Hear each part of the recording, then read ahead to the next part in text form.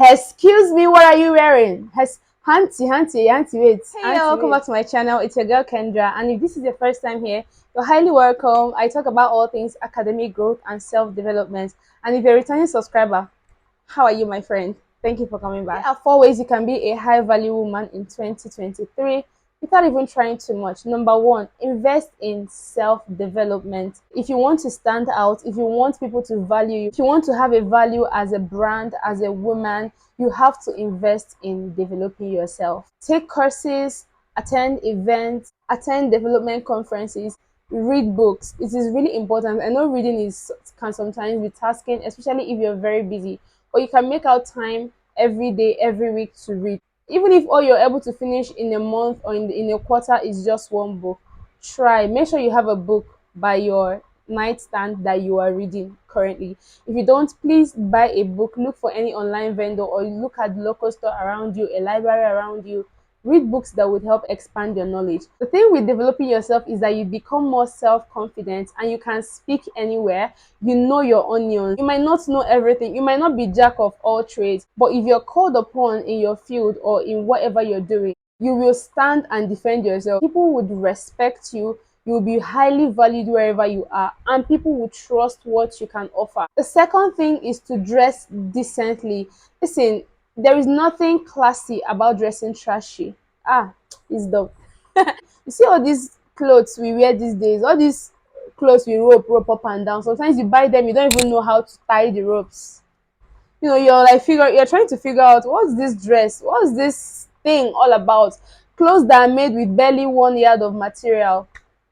Avoid those clothes. They make you look classless.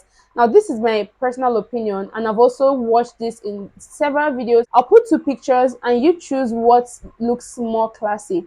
Now, wearing clothes like this, they don't make you look good at all. You look like you're desperate for attention. It's giving cheap. It's giving, I don't know my body, I don't know what fits me. As a high value woman, you don't necessarily want your body or your nakedness to do the talking.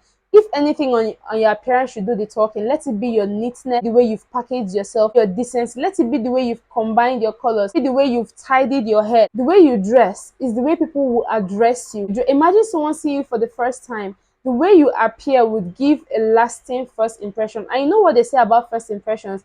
First impressions last a long time. I know people argue things like, oh, you shouldn't judge a book by its cover, but let's be honest. You go to the mall or a market to buy an apple, and you're looking at this apple.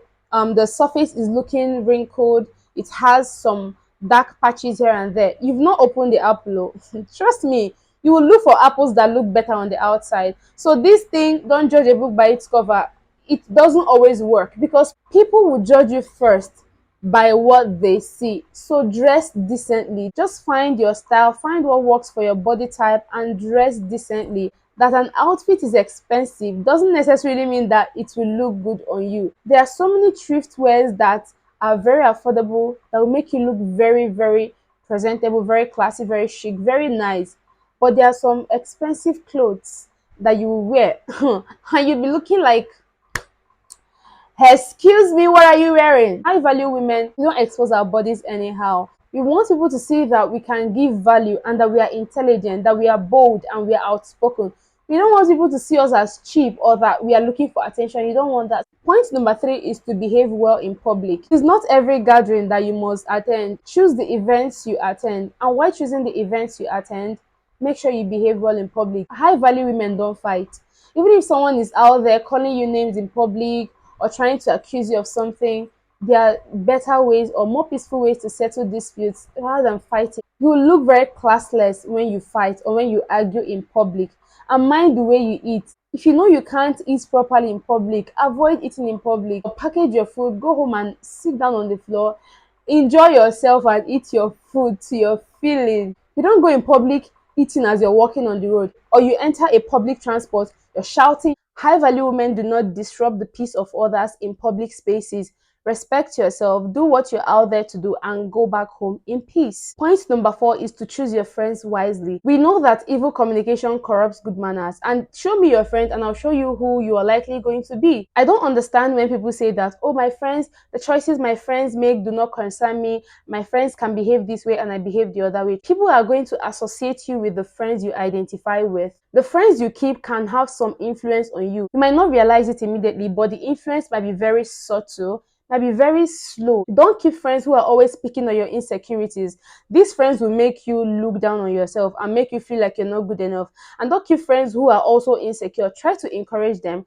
Try to keep friends who have the same values as you do. Or if they don't, you can try to influence them. If the influence is not working, my dear, carry your shoe and be going. You cannot have friends and they don't influence you in one way or the other. It's not possible. So I'm making a part 2 of this video, so look out for it and make sure you stay subscribed to this channel for more videos like this, and I'll see you in my next one.